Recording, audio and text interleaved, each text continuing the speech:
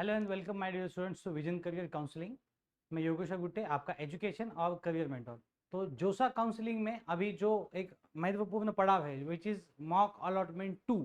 तो सबसे पहले अपन ये समझ लेते हैं कि मॉक अलॉटमेंट मतलब क्या होता है। मैंने इसके पहले वीडियो में भी आपको बताने की कोशिश की मॉक अलॉटमेंट क्या होता है।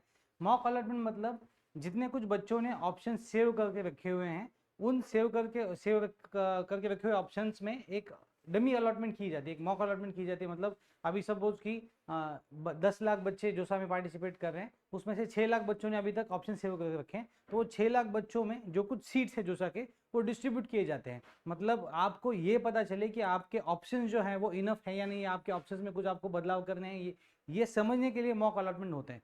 तो मॉक अलॉटमेंट 1 हो चुका है, अभी मॉक अलॉटमेंट 2 अभी 11 जून को 5 बजे आने वाला है। और 12 तारीख आप सबको पता है कि 12 जून जो है वो 5 बजे तक आपके ऑप्शन चेंज करने की या लॉक करने की लास्ट डेट है।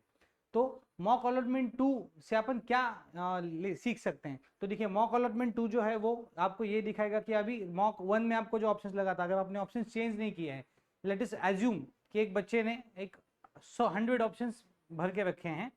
अब अगर मॉक अलॉटमेंट में उसको 80 नंबर का ऑप्शन लगता है, इसका मतलब क्या है कि मॉक में मतलब जहां पे कम बच्चों ने पार्टिसिपेट किया था वहां पे उसको 80 नंबर का ऑप्शन लग रहा है। मतलब पहले 80 वाले ऑप्शंस कम बच्चों में भी नहीं लग रहे अपने को 80 के नीचे वाले लग रहे हैं। तो आपको मॉक अलॉटमेंट से ये सोचना पड़ता है कि आपको जो मॉक में मिला है, एक्चुअल राउंड में आपको उसके नीचे वाले ऑप्शन से मिलने की ज्यादा पॉसिबिलिटी होती है। अगर नीचे का ऑप्शन कम है तो वो आप बढ़ा सकते हैं। अगर नीचे कुछ इंपॉर्टेंट ऑप्शन है जो आपको लगता है कि ऊपर डालने हैं, ये भी आप कर सकते हैं। पर यूजुअली देखिए मॉक के बाद जो एक्चुअल अलॉटमेंट है उसमें ऑटोमेटिकली नीचे ही अलॉटमेंट जाता है। तो मॉक अलॉटमेंट में सबसे पहला ये चीज इंपॉर्टेंट है कि जो आपको चॉइस लगे वो आपको लेना है या नहीं है, ये आपको सोचना है। अगर मॉक में जो मिला है वो चॉइस नहीं लेना है तो उसको आप निकाल सकते हैं। ये पहला चीज आप कर सकते हैं। मॉक में जो मिला है अगर वो नहीं लेना है तो उसको आप निकाल सकते हैं।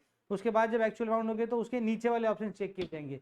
नीचे वाले ऑप्शंस में कुछ अनवांटेड ऑप्शंस हैं तो वो भी आप चेक कर सकते हैं कि उनको भी आपको अगर रिमूव करना है तो आप कर सकते हैं, या नीचे के ऑप्शंस इनफ नहीं है तो भी आप उनको एक्चुअल में ऐड कर सकते हैं।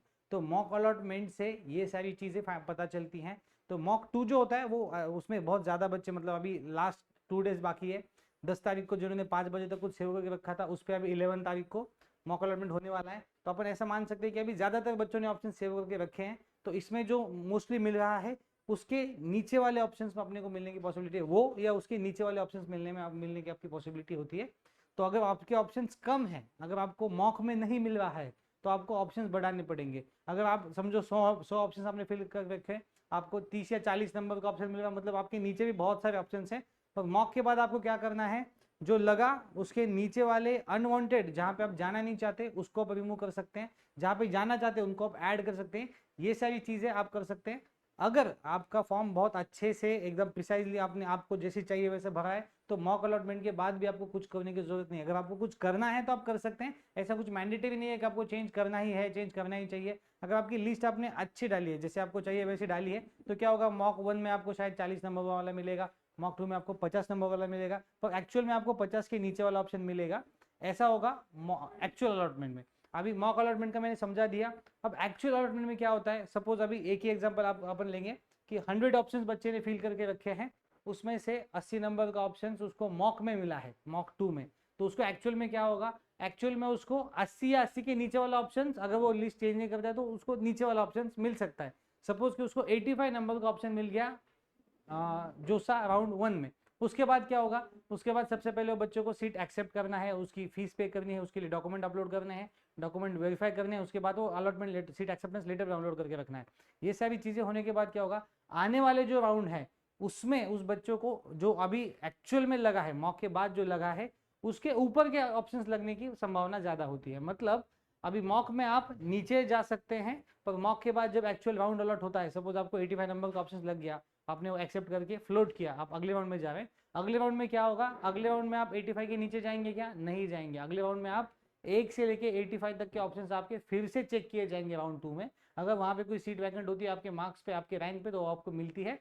अगले राउंड्स में आप ऊपर बढ़ते रहते हैं। अगले राउंड्स में मतलब राउंड 1, राउंड 2, राउंड 3, राउंड 6 तक आपको ऊपर वाला चांस मिलने का चांसेस ज्यादा होता है। पर मॉक में आपको ऊपर वाला नहीं मिलता। मॉक में जो आपको मिल रहा है वो कम बच्चों की कंपटीशन है, तो उसमें आपको नीचे वाला ऑप्शन ज्यादा मिलने की पॉसिबिलिटी होती है। तो ये होता है जोसा का मॉक अलॉटमेंट। अभी एक्चुअल जब अलॉटमेंट हो गया उसमें क्या प्रोसीजर रहेगा, क्या डॉक्यूमेंट अपलोड होंगे, ये सारी जानकारी हम आपको समय समय पर देते रहेंगे। इंजीनियरिंग एडमिशन की ऐसी जानकारी के लिए देखते रहिए vision career counselling. Thank you.